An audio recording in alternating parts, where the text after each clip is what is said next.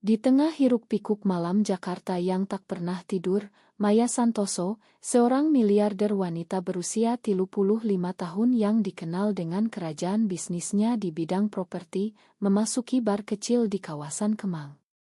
Matanya langsung tertuju pada Rina Wijaya, bartender tomboy berusia 28 tahun dengan rambut pendek acak-acakan dan sikap tegas yang membuatnya tampak seperti pria.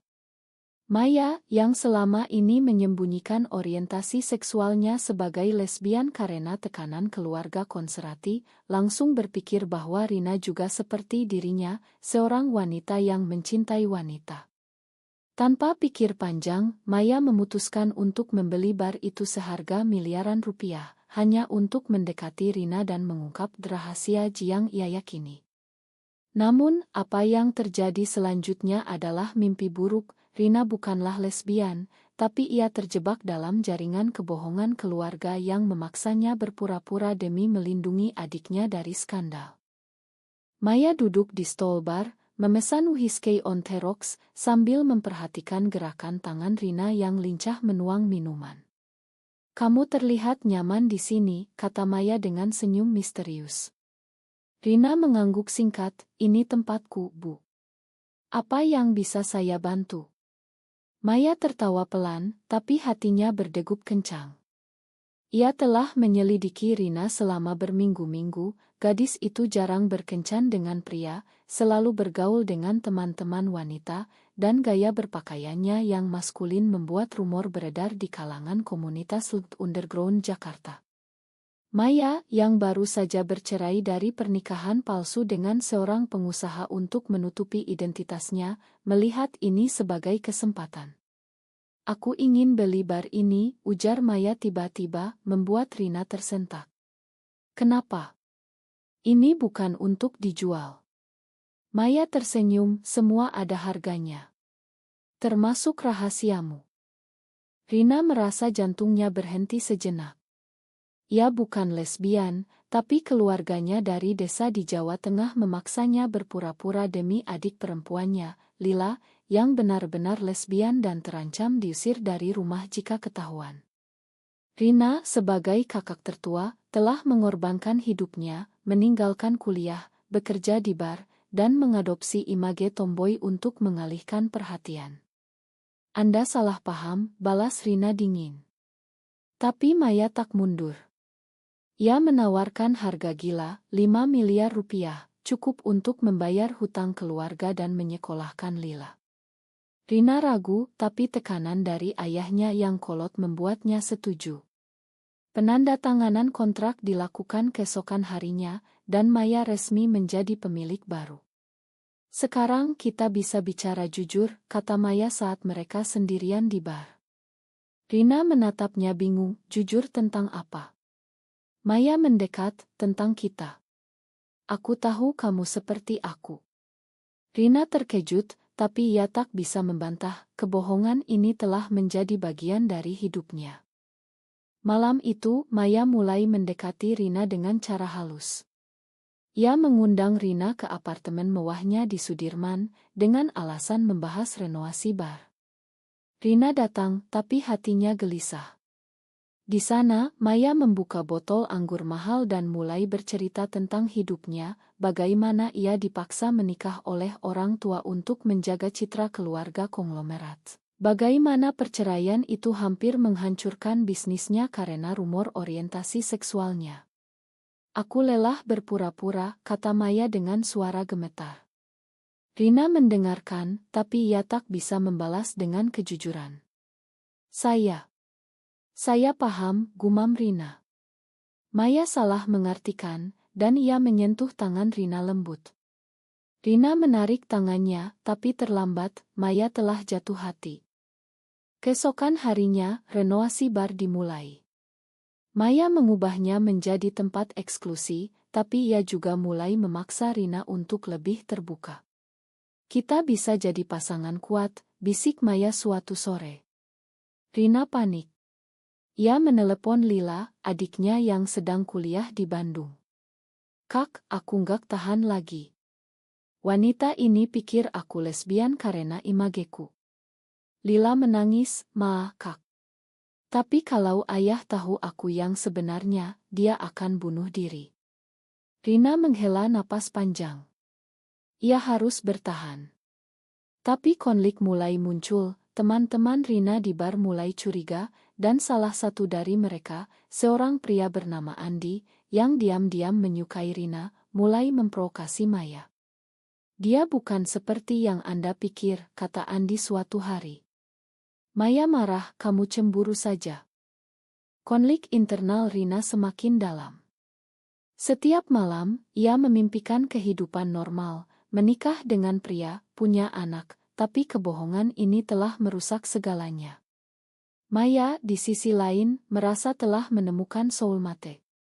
Ia mulai mengajak Rina ke acara-acara rahasia komunitas LGB di Jakarta, di mana wanita-wanita seperti mereka bisa bebas. Rina ikut, tapi hatinya terpecah. Di salah satu acara, ia bertemu dengan seorang wanita tua yang menceritakan kisah tragis, diusir keluarga, hidup sendirian. Jangan seperti aku, kata wanita itu. Rina pulang dengan air mata. Apa aku harus terus bohong, pikirnya. Sementara itu, Maya mulai merencanakan langkah besar, mengumumkan hubungan mereka secara terbuka, meski itu berisiko bagi bisnisnya. Pagi itu, Rina bangun dengan kepala pusing setelah malam panjang di acara LGD. Maya telah mencium pipinya saat berpisah, membuat Rina merasa bersalah. Ini bukan aku, gumam Rina pada cermin. Tapi ia tak bisa mundur sekarang, bar telah menjadi milik Maya, dan Rina masih bekerja di sana sebagai manajer. Maya datang dengan semangat, membawa desain baru untuk bar. Kita namai ulang jadi rahasia kita, usul Maya. Rina tersenyum paksa, bagus. Tapi di dalam, ia merasa terjebak. Keluarganya menelepon, ayahnya, seorang petani konserati, bertanya tentang pekerjaan. Kapan kamu nikah, Rin? Umurmu sudah 28. Rina bohong lagi, nanti, ya. Maya mulai lebih agresi. Ia mengajak Rina makan malam romantis di restoran mewah di Senayan. Di sana, Maya mengungkapkan perasaannya, aku cinta kamu, Rina. Dari pertama lihat, aku tahu kita sama. Rina terdiam, air matanya hampir jatuh. Aku nggak bisa. Maya terluka, kenapa? Karena masyarakat. Keluarga. Aku bisa lindungi kamu. Rina ingin cerita tentang Lila, tapi takut. Malam itu berakhir dengan pertengkaran kecil. Rina pulang ke apartemen sederhananya di Tebet, menelepon Lila. Kak, aku harus berhenti. Wanita ini bikin aku gila. Lila memohon, tahan dulu, Kak. Aku hampir lulus. Rina menangis sendirian. Di bar, konflik eksternal mulai meledak. Andi, teman Rina, mendengar rumor tentang Maya dan Rina. Ia konfrontasi Rina, kamu beneran lesbian? Atau dia yang memaksa? Rina marah, jangan campur aduk. Tapi Andi tak berhenti. Ia memberitahu teman-teman lain, dan rumor menyebar ke media sosial. Sebuah akun gosip online memposting, miliarder wanita beli bar untuk dekati bartender tomboy. Maya melihat ini sebagai serangan, dan ia memecat Andi.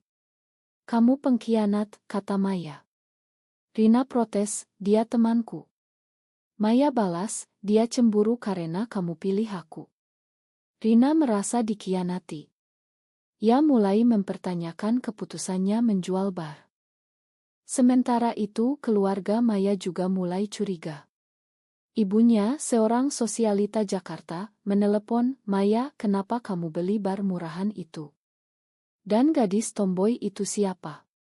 Maya bohong, bisnis saja, Bu. Tapi ibunya tak percaya. Ia mengirim detektif swasta untuk menyelidiki. Detektif itu menemukan foto Maya dan Rina bersama di acara LGD. Ibunya marah besar, kamu akan hancurkan nama keluarga. Ingat, di Indonesia ini, orang seperti kamu dianggap dosa. Maya depresi, tapi ia semakin bergantung pada Rina. Kita harus bersama, katanya pada Rina suatu malam. Rina yang mulai merasakan empati, tapi bukan cinta, hanya bisa mengangguk. Konflik internal Maya semakin dalam. Ia ingat masa kecilnya, dipaksa belajar piano, menikah dini, semua untuk citra sempurna. Perceraiannya dulu karena ia tak bisa berpura-pura lagi. Sekarang dengan Rina, ia merasa hidup kembali. Tapi Rina mulai menjauh. Ia bertemu dengan seorang pria di bar, seorang pelanggan biasa bernama Budi, yang sopan dan membuatnya tertawa. Untuk pertama kalinya, Rina merasa normal. Tapi Maya melihat itu dan cemburu. "Siapa dia?" tanya Maya tajam. Rina jawab, "Teman."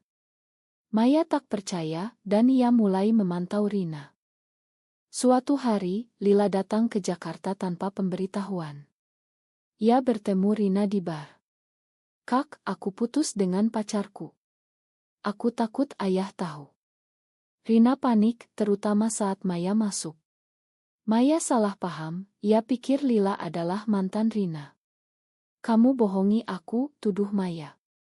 Rina denial, tapi situasi memanas. Lila pergi dengan tergesa, dan Rina marah pada Maya. "Kamu terlalu posesi." Maya menangis, "Aku takut kehilanganmu." Malam itu, Rina memutuskan untuk cerita sebagian, "Aku bukan lesbian, Maya. Ini semua karena keluargaku." Maya terkejut, tapi tak percaya. "Kamu bohong untuk lindungi diri." Konflik ini membuat Rina semakin tertekan, dan ia mulai minum lebih banyak. Pagi berikutnya, Maya datang ke bar dengan wajah pucat. Ia telah bertengkar dengan ibunya semalam. "Bu, aku lesbian. Aku cinta Rina." Ibunya histeris, "Kamu gila. Di negara ini, itu haram. Aku akan potong warisanmu." Maya tak peduli, tapi hatinya hancur. Ia mendekati Rina, yang sedang membersihkan meja. "Rina, maafkan aku kemarin. Aku percaya kamu." Rina terdiam. Ia ingin cerita semuanya, tapi takut Lila terlibat. "Baiklah," jawabnya singkat. Tapi di dalam, ia merencanakan pelarian. Rumor di media sosial semakin liar. Sebuah artikel di situs gosip menulis, "Skandal miliarder, cinta sesama jenis di bar Kemang." Maya panik.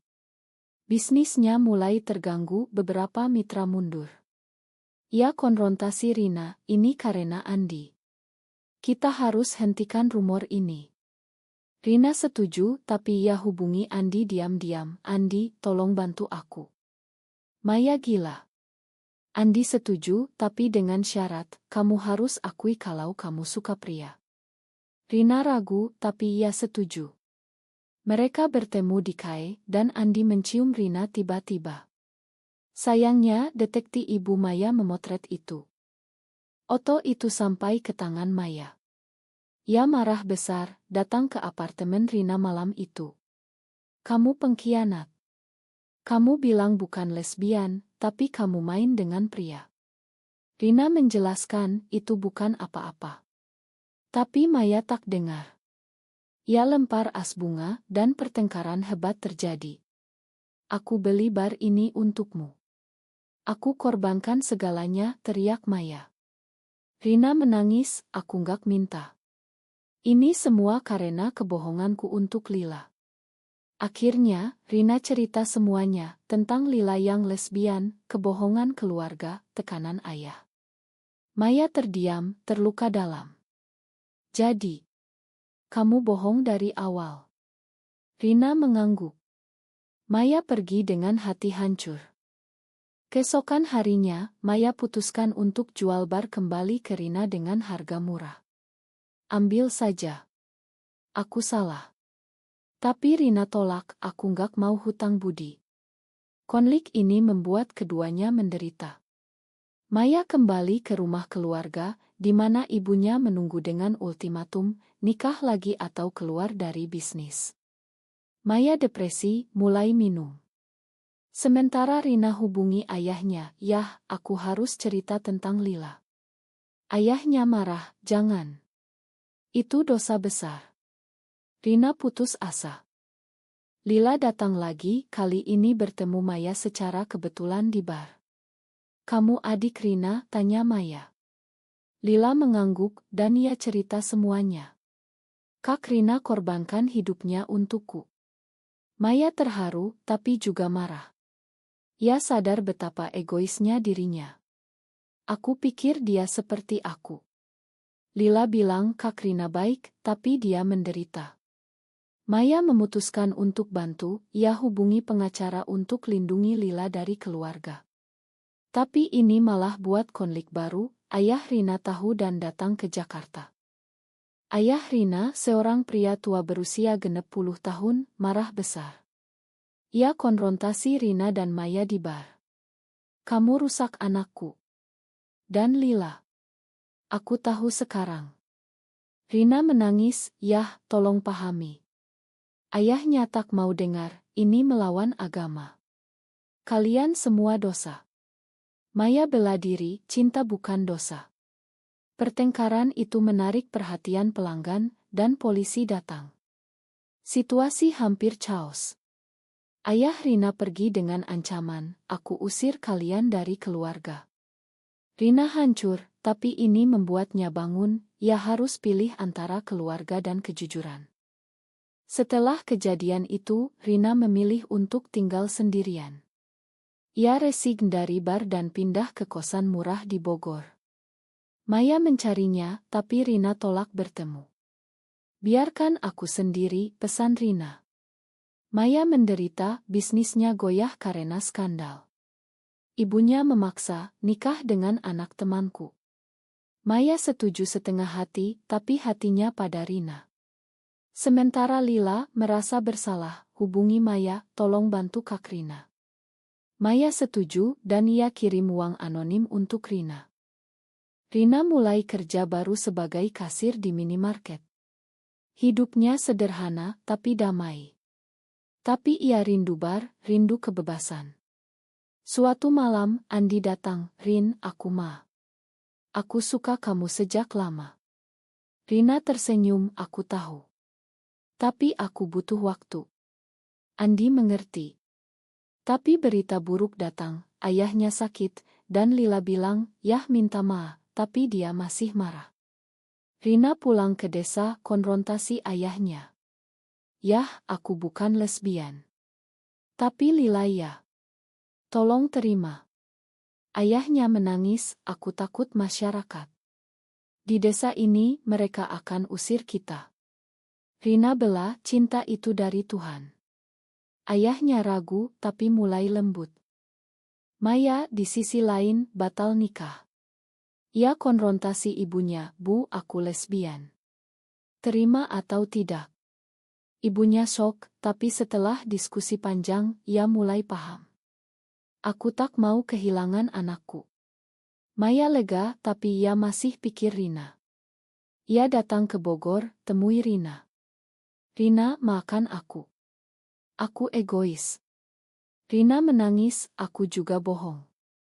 Mereka bicara panjang, dan Rina akui kalau ia mulai ragu orientasinya setelah kenal Maya. "Mungkin aku biseksual." Maya terkejut, tapi bahagia. Tapi Rina tolak, "Aku butuh waktu." Konflik klimaks datang saat rumor skandal mencapai puncak.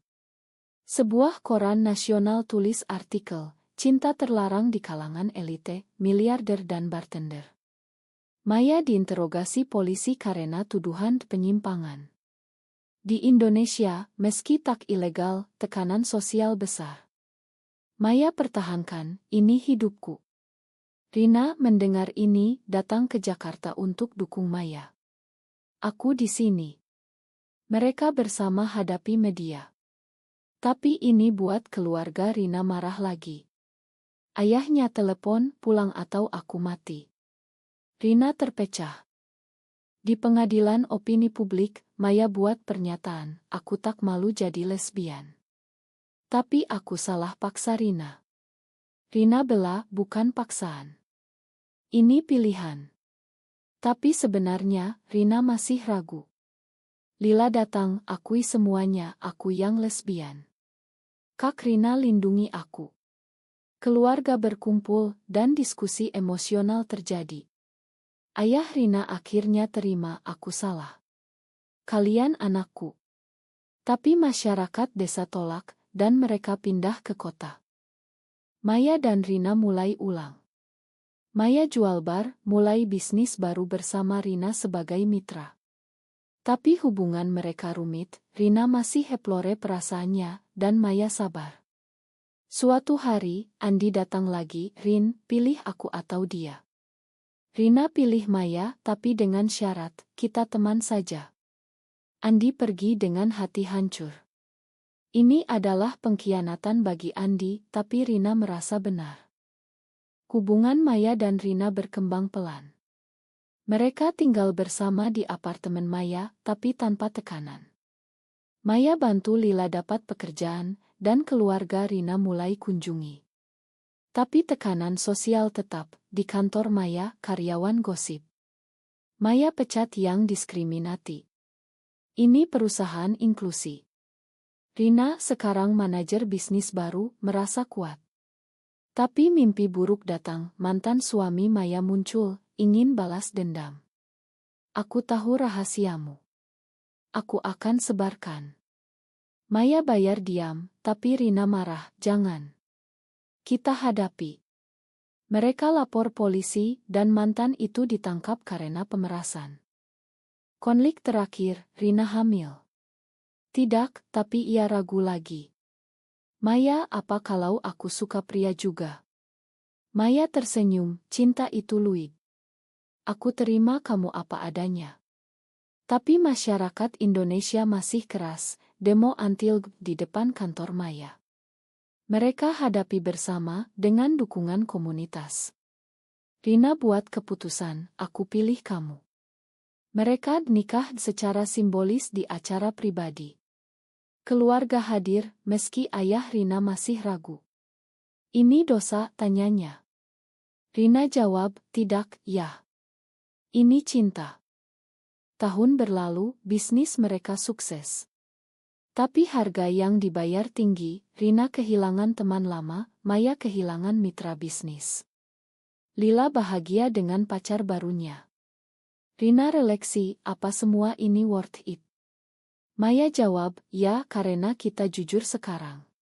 Cinta mereka bukan sempurna, tapi nyata. Di akhir, mereka duduk di balkon, memandang kota Jakarta. Kita menang, kata Maya. Rina tersenyum, tapi dengan luka. Apakah kebohongan untuk melindungi keluarga selalu dibenarkan, atau justru menciptakan lebih banyak penderitaan?